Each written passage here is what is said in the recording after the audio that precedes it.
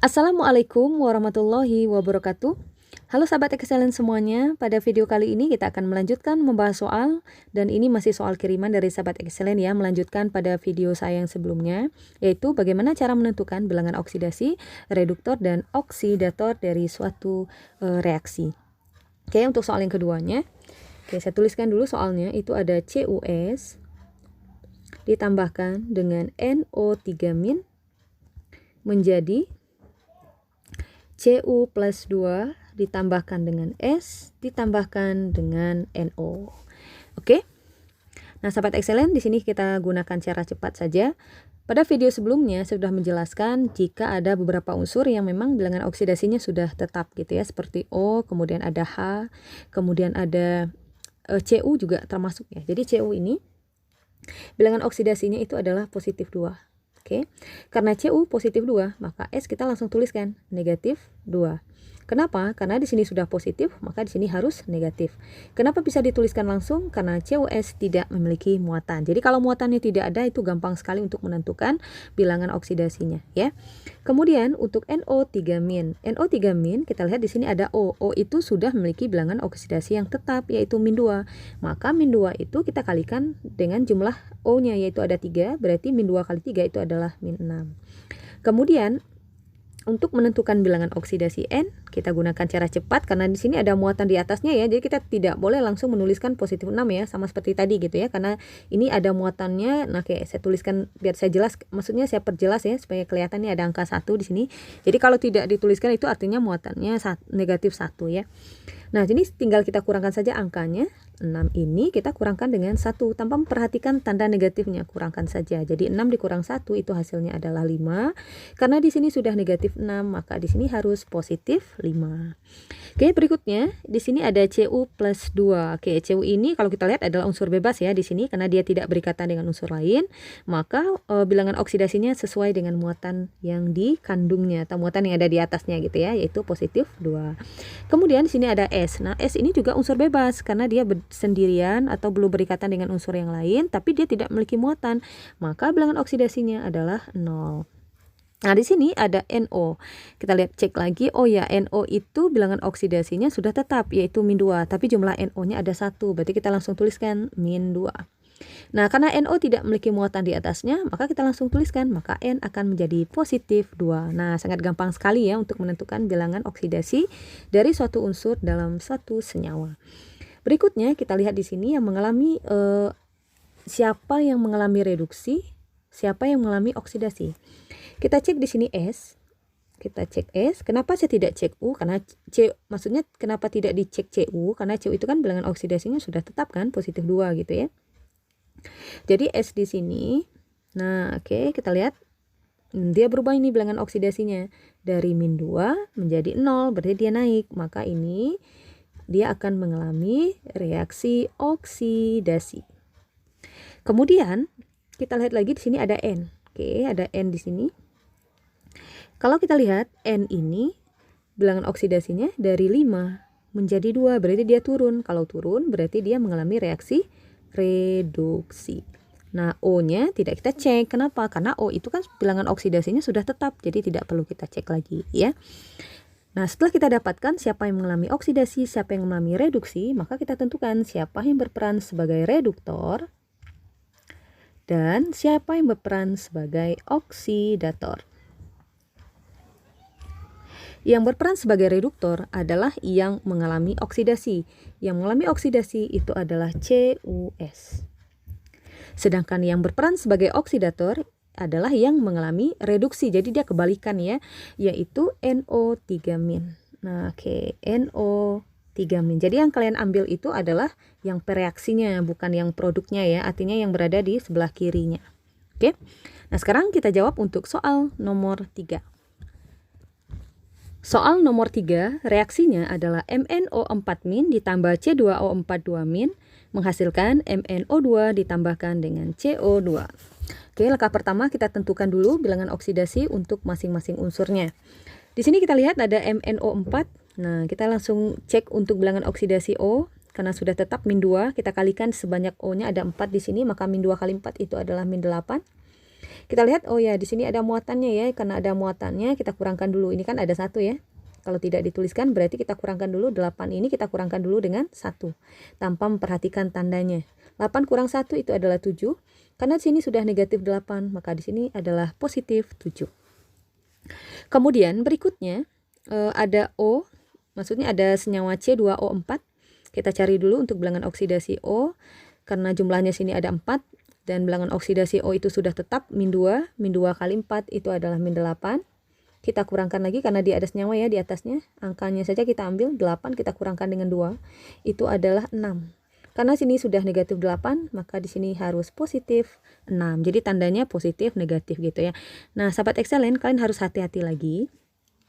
Di sini ada di C-nya itu kan ada indeksnya. Oke, 2 ini kan kita sebut sebagai indeks ya. Oke, jadi kalau misalnya ada misalnya ya, saya tuliskan misalnya 3Cl2. Jadi 3 ini itu kita sebutnya sebagai koefisien. Sedangkan 2 ini itu kita sebutnya sebagai indeks. Indeks ya. Jadi dalam penentuan bilangan oksidasi, indeks itu sangat berpengaruh sekali. Beda dengan koefisien. Jadi kalau dalam menentukan bilangan oksidasi, koefisiennya boleh kita abaikan, boleh kita masukkan, boleh kita tidak dimasukkan, dia akan tidak berpengaruh sama sekali gitu ya. Tetapi kalau koefisien itu wajib. Jadi kalau di sini koefisien maksudnya kalau indeksnya ada 2, maka positif 6 yang kita dapatkan tadi harus kita bagi lagi dengan indeksnya di sini. Karena indeksnya sini 2, maka ini harus kita bagi 2. Maka kita dapatkan bilangan oksidasi untuk C itu adalah positif 3. Oke, paham ya? Berikutnya ada MnO2. MnO2 kita cek dulu untuk O-nya. Bilangan oksidasi O adalah min 2, kita kalikan. Karena jumlah O ada 2 juga di sini, maka 2 kali min 2 adalah min 4. Kita lihat muatan daripada MnO2 itu kan tidak ada ya. Kalau tidak ada kita boleh langsung, karena di sini adalah negatif 4 ya. Kita langsung aja tuliskan di sini positif 4. Nah, lebih gampang ya kalau seandainya senyawanya muatannya 0, jadi langsung saja ya. Sama dengan CO2. CO2 juga tidak ada muatan di atasnya. Nah, kayak di sini ada O bilangan oksidasinya adalah min 2, kita kalikan dengan 2 karena jumlahnya ada 2 di sini, maka min 4. Maka C langsung kita tuliskan positif 4. Nah, sekarang kita tentukan siapa yang mengalami oksidasi, siapa yang mengalami reduksi. Kita lihat di sini ada Mn. Oke, Mn-nya dari 7 positif 7 menjadi positif 4, berarti dia turun. Kalau turun berarti dia mengalami reaksi reduksi. Kemudian kita cek lagi yaitu C. C tadi bilangan oksidasinya adalah dari positif 3 ke positif 4. Berarti dia naik ya. Kalau naik berarti reaksinya itu adalah reaksi oksidasi. Nah, sekarang setelah kita tentukan, kita cari siapa yang mengalami, bukan yang mengalami ya, tapi siapa yang berperan sebagai reduktornya. Yang berperan sebagai reduktornya adalah yang mengalami oksidasi. Kebalikan, yang mengalami oksidasi di sini adalah C2O4 2-. Jadi yang kalian ambil adalah reaksinya ya, atau senyawa yang berada di sebelah kirinya. Sedangkan oksidatornya itu adalah yang mengalami reduksi. Siapa yang mengalami reduksi? Yaitu MnO4-. Oke. Soal berikutnya. Soal yang keempat, CrO4 2- ditambahkan dengan FeOH 2 kali menghasilkan Cr2O3 ditambahkan dengan FeOH 3 kali. Oke, sahabat excellent. Langkah pertama masih sama ya, kita tentukan dulu bilangan oksidasinya. Kita lihat di sini bilangan oksidasi untuk O. Oke, di sini ada CrO4, berarti kita cari dulu untuk O-nya. O itu bilangan oksidasinya sudah tetap yaitu min 2. Kita kalikan sebanyak O-nya ada 4 di sini, maka di sini min 8. Kemudian tinggal kita kurangkan karena di sini ada senyawa ya di atasnya, maka 8 ini kita kurangkan 2 dulu. 8 kita kurangkan dengan 2. Itu hasilnya 6. Karena di sini sudah negatif 8, maka di sini positif 6. Kemudian di sini ada FeOH 2 kali. Nah, sahabat excellent, untuk senyawa jika kalian bertemu dalam bentuk OH seperti ini gitu ya, ini tidak usah kalian tentukan bilangan oksidasinya satu-satu. Kan kita tahu bahwa O itu kan bilangan oksidasinya min 2 dan H itu kan adalah positif 1. Tetapi jika bertemu bentuknya OH seperti ini boleh kita langsung saja, karena OH itu adalah senyawa poliatom ya. Jadi dia senyawa poliatom dan muatan OH itu kan min ya, OH itu kan selalu min ya, jadi muatannya itu adalah min 1. Jadi kita langsung cari untuk bilangan oksidasi OH-nya. Nah, karena OH di sini ada min 1, karena jumlah OH di sini adalah 2, jadi angka 2 di sini itu menunjukkan jumlah OH-nya. Jadi kata tadi bilangan oksidasi OH min 1 kita kali 2 berarti min 2. Nah, kan FeOH 2 kali ini kan tidak ada muatan kan di atasnya. Jadi ini langsung saja positif 2. Nah, seperti itu. Kemudian berikutnya Cr2O3.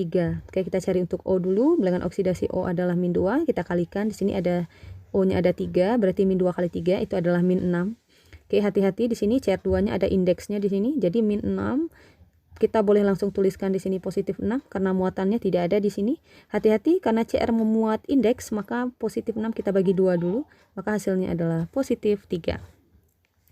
Nah, ini sama ya, FeOH 3 kali sama seperti tadi. Kita cari bilangan oksidasi OH adalah min 1, kita kali 3, berarti min 3. Maka Fe-nya langsung plus 3, karena muatan di atasnya tidak ada. Jadi kita langsung tuliskan positif 3-nya. Baru kita tentukan siapa yang mengalami oksidasi, siapa yang mengalami reduksi. Kita cek untuk Cr dulu. Cr dari positif 6 menjadi positif 3, berarti dia turun. Maka ini dia akan mengalami reaksi reduksi. Kemudian kita cek lagi untuk Fe. Fe dari plus 2 menjadi plus 3. Maka ini reaksi yang terjadi ini adalah reaksi oksidasi. Ya. O tidak usah kita cek dan OH juga tidak kita cek karena bilangan oksidasinya sudah tetap. Maka yang berperan sebagai reduktor di sini adalah yang mengalami oksidasi. Yang mengalami oksidasi di sini adalah FeOH 2 kali.